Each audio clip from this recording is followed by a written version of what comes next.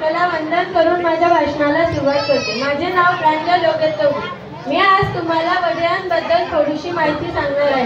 आईनी बनविलं बाबांनी घडविलं, आईनी बनविलं बाबांनी घडविलं। आईने शब्दाची ओळख करून दिली, बाबांनी शब्दाचा अर्थ सांगितला। आईने वृत्ती शिकवली, बाबांनी भक्ती शिकवली।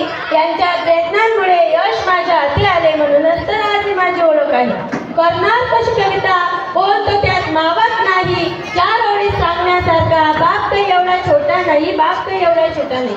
सन्माननीय व्यासपीठ, वंदनीय गुरुजन वर्ग, येथे बसलेल्या माझा बालमित्र मैत्रिणींनो, परीक्षकांनो, सर्वांना माझा नमस्कार। आज मी ज्या विषयावर बोलणार आहे तो विषय म्हणजे माझे वडील माझा आता। सोन्या चाफ्याचं फूल त्याचा गोड कुठे मागणार नाही, बाप नावाच्या दैवाचं ठाम काही लागत नाही। संत महात्मा यांनी आईचेच वर्णन केले, पण वडिलांबद्दल मात्र काय, त्यांच्याबद्दल कोणीच काही बोललं नाही।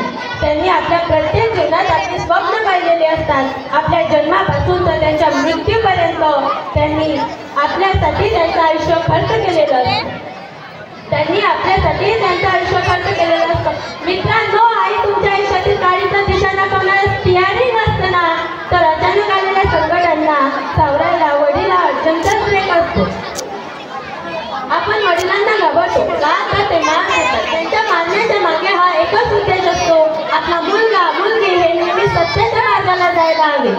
आपण सर्व गोष्टी आईला सांगतो, पण वडिलांना सांगत नाही का, तर आपण त्यांना घाबरतो। आपले वडील जर कुठे कामावर जात असतील, त्यांचा शर्ट कधी फाटलेला असला तर ते शिवतही नाही का, तर त्याच्यासाठी पैसे लागतात। आपण कुठे जात असतो, आपला शर्ट कधी फाटलेला असला तर ते आपल्याला लगेच म्हणतात, बाळा इकडे हे घे पैसे, नवीन शर्ट घेऊन घे।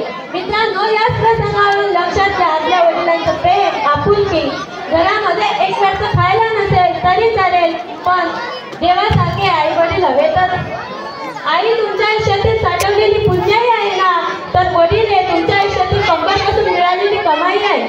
आई तुमच्या आयुष्यातील साष्टांग परमेश्वर आहे ना, तर त्या परमेश्वरापर्यंत पोहोचणारा वडिलाचा एक संघ आहे। आपल्या मुलीच्या लग्नासाठी पैसे लागतात म्हणून बाप दुकानदाराच्या पाया पडतो, भांडेवाल्याच्या पाया पडतो, सोनाराच्या पाया पडतो। असे करत करत 25 दिवसात 25 लाख रुपये जमा करतो। बाप हा घाबरत नाही पैशाला। आई तुम्हालाही आहे, मलाही आहे। आपली आई जर मेली ना मित्रांनो, तिच्या कपाटामध्ये 15 नवीन साड्या सापडतील, पण आपला बाप हा महिन्याला 35,000 रुपये पगार कमवतो, पण अंगावर मात्र एक शर्ट शिवणार नाही। थोडं जरी दुःख झालं तरी ती 4 चौघामध्ये रडणारी आई सर्वांना दिसते, पण 2 लाख रुपये कर्ज घेतलेल्या सावकाराकडून त्या सावकाराच्या भीतीला रात्री एकटाच तो कोपऱ्यात जाऊन रडणारा तो आपला बाप असतो। आपला बाप आयुष्यात 4 वेळा रडतो। बाप आयुष्यात पहिल्यांदा रडतो जेव्हा त्याच्या मुलीचं लग्न ठरतं। बाप आयुष्यात दुसऱ्यांदा रडतो जेव्हा त्याची मुलगी सासरी जाते। बाप आयुष्यात तिसऱ्यांदा रडतो जेव्हा त्याच्या मुलीला सासरून टाकून दिले जाते। आणि बाप आयुष्यात चौथ्यांदा रडतो जेव्हा ज्याने मुलाबाळांसाठी एवढी प्रॉपर्टी इस्टेट कमवली आणि तीच मुलं बाळं आज त्याच्यापासून वेगळी राहायला लागली। बाप या 2 अक्षरांचं शब्दांचं महत्त्व इतकं आहे ना मित्रांनो, जितकं तुम्हाला सांगायचं तितकं कमी पडेल। इथे बसलेल्यांपैकी 1 ते 2 मुलांना सोडलं तर सर्वांना वडील आहेत। आपण खूप भाग्यशाली आहोत की आपल्याला वडिलांचं प्रेम मिळतं।